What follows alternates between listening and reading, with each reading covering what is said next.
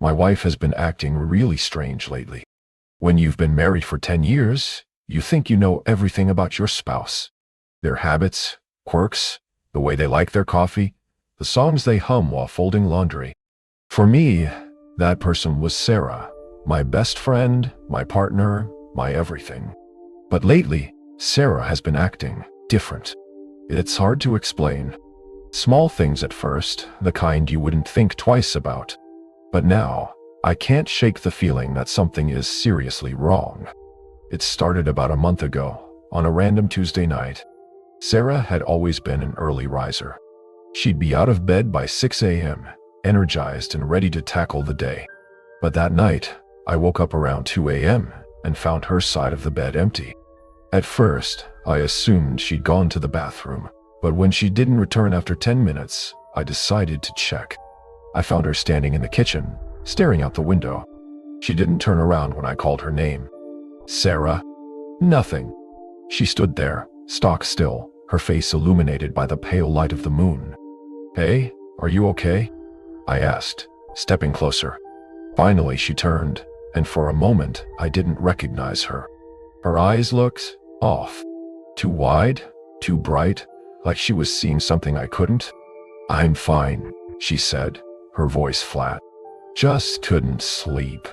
I tried to brush it off, but when I went to hug her, she stiffened under my touch. That wasn't like Sarah at all. The next morning, she was back to her usual self, cheerful, humming as she cooked breakfast. I asked her about the night before, but she laughed it off, saying she must have been sleepwalking. It was a plausible explanation, but something about it didn't sit right with me. Then, other things started happening. Sarah always had a sweet tooth, but suddenly, she was repulsed by sugar. She pushed away desserts she used to love, like chocolate cake and ice cream, saying they made her nauseous. Instead, she started eating things she'd never touched before. Raw meat, plain boiled potatoes, even sardines straight from the can. I joked about her trying a new diet, but she didn't laugh. Her behavior at night grew stranger too. I'd wake up to find her pacing the living room, muttering to herself in a language I didn't recognize. When I confronted her, she'd act as if nothing had happened, claiming I must have been dreaming. But I wasn't. One night, I decided to film her. I set up my phone in the living room before going to bed, aiming it toward the spot where she usually paced. When I reviewed the footage the next morning, my blood ran cold. At around 2:17 a.m., Sarah appeared on the screen, her movements jerky and unnatural. She wasn't pacing. She was crawling on all fours, her head twisting at odd angles. At one point, she stopped and looked directly at the camera. Her eyes were completely black. I dropped my phone, my hands shaking. This wasn't sleepwalking. This was something else. I confronted her that evening. "Sarah, what's going on with you? You've been acting so strange lately." She looked at me with an unsettling calmness. "I don't know what you're talking about. Don't lie to me." I snapped, my frustration boiling over. "I saw the video.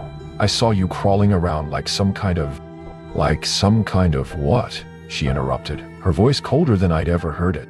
Her eyes bore into mine, and for a moment, I felt like I was looking at a stranger.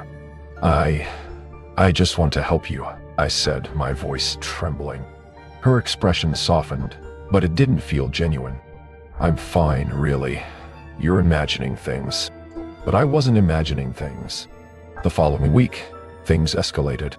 One morning, I woke up to find her standing over me, staring down with that same eerie expression. Her lips were moving, but no sound came out. "Sarah?" I whispered, my throat dry. She didn't respond. Instead, she tilted her head like she was studying me. Then, without a word, she walked out of the room. I started noticing other changes, too. Her skin was pale, almost translucent, and she seemed to avoid sunlight. Her voice, once warm and familiar, had taken on a hollow, echoing quality. And then there were the marks. One day, while she was in the shower, I noticed strange symbols carved into the wooden beams in our basement. They looked like runes, jagged and ancient. I knew I hadn't put them there, and Sarah had no interest in woodworking or carving. When I asked her about them, she shrugged. "They've always been there," she said. But I knew that wasn't true.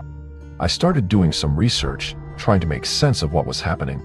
The symbols matched nothing I could find online, but the language she'd been muttering in her sleep bore a resemblance to ancient Sumerian texts. How the hell would Sarah know Sumerian? The final straw came 2 nights ago. I woke up to find her gone again. This time, I grabbed a flashlight and searched the entire house, calling her name. I found her in the basement, crouched in the corner. She was drawing more symbols on the floor with what looked like blood. "Sarah, stop!" I shouted, but she didn't even flinch. When I touched her shoulder, she turned to me, her face twisted into a grotesque grin. "It's almost time," she whispered. "Time for what?" I demanded, but she just laughed, a low, guttural sound that sent chills down my spine. I don't know what's happening to my wife, but I'm terrified.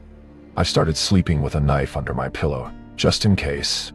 I've thought about leaving, but something tells me that whatever is wrong with Sarah won't let me go that easily. Last night, I found a notebook hidden in her closet. The pages were filled with the same strange symbols from the basement, along with what looked like diagrams of our house.